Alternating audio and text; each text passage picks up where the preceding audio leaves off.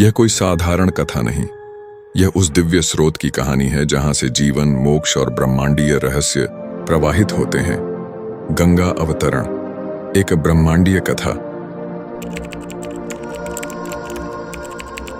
कल्पना कीजिए उस अनादिकाल की, जब भगवान विष्णु अपने विराट रूप में ब्रह्मांड की रचना कर रहे थे। उनके चरणों से टपकी पसीने की एक बूंद इतनी पवित्र कि ब्रह्मा जी ने उसे अपने दिव्य कमंडल में संजो लिया। यही थी मां गंगा की प्रथम अवतरण बिंदु। स्वर्ग में वे मंदाकिनी बनकर प्रवाहित हुईं, पाताल में भोगवती और पृथ्वी पर गंगा, जहां उनकी यात्रा जुड़ी थी वो एक असंभव संकल्प से।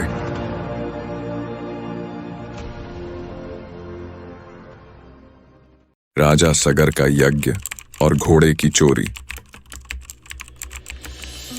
बहुत समय पहले अयोध्या के प्रतापी राजा सगर ने अश्वमेध यज्ञ द्वारा यश और धर्म की स्थापना का संकल्प लिया। यज्ञ का अश्व एक प्रतीक था प्रभुता का। जिसने इसे नहीं रोका वह राजा सगर के अधीन माना जाएगा। लेकिन देवताओं के राजा इंद्र को यह यज्ञ स्वीकार नहीं था। उन्हें भय था कि सगर का यश स्वर्ग को चुनौती देगा, और उन्होंने छल से घोड़े को चुरा लिया, छिपा दिया पाताल लोक में।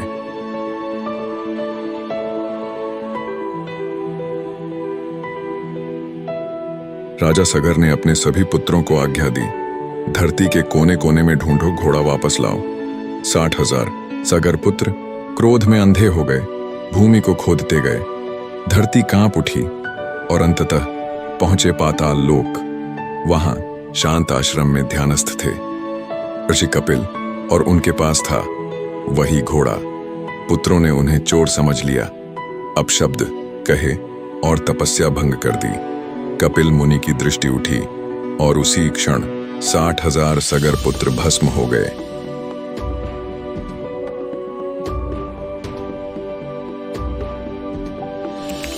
भगीरथ की तपस्या।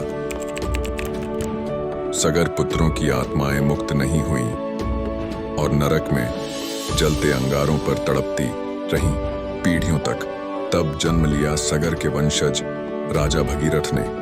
3000 वर्षों तक उन्होंने तप किया। पहले 1000 वर्ष केवल फलाहार, दूसरे 10,000 वर्ष पत्ते खाकर, और अंत में केवल अंगूठे पर खड़े रहकर निराहार। यह तप मूलाधार चक्र से सहस्रार तक की यात्रा का प्रतीक है। ब्रह्मा प्रसन्न हुए पर चेतावनी दी, गंगा का वेग पृथ्वी को चीर देगा, केवल शिव ही उसे संभाल सकते हैं। गंगा और शिव का मिलन। भगीरथ ने कैलाश पर शिव की तपस्या प्रारंभ की। चारों ओर ओम नमः शिवाय की ध्वनि सुनाई दे रही थी। भगवान शिव प्रसन्न हुए। कहो भगीरथ, क्या मनोकामना है तुम्हारी? भगीरथ ने सारा हाल सुनाया। पृथ्वी पर गंगा को रोकने का सामर्थ्य किसी में नहीं, यह कार्य आपको करना होगा प्रभु। भगवान शिव तथास्तु कहकर अंतर ध्यान हो गए।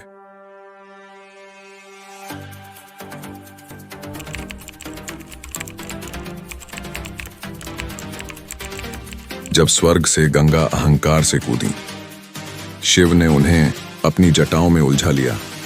सैकड़ों वर्षों तक गंगा उन्हीं जटाओं में भटकती रही, जैसे कुंडलिनी शक्ति सुषुम्ना में विलीन हो जाती है। अंततः शिव ने उन्हें 7 धाराओं में मुक्त किया।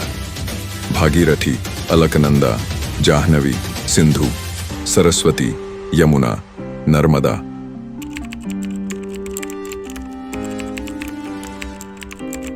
शिव की जटाओं से मुक्त हुई गंगा भगीरथ के पीछे पीछे चलती है, अपने तीव्र प्रवाह के साथ।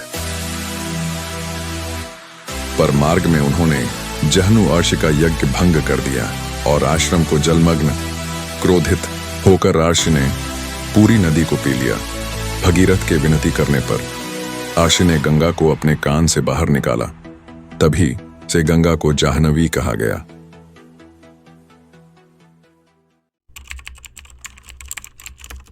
सगर पुत्रों का उद्धार और गंगा की दिव्यता। और फिर वह पल आया जब गंगा की धारा कपिल मुनि के आश्रम पहुंची। वहां पड़ी थी सगर पुत्रों की भस्म। गंगा के स्पर्श मात्र से वह राख चमक उठी और 60,000 आत्माएं स्वर्ग की ओर उड़ गईं।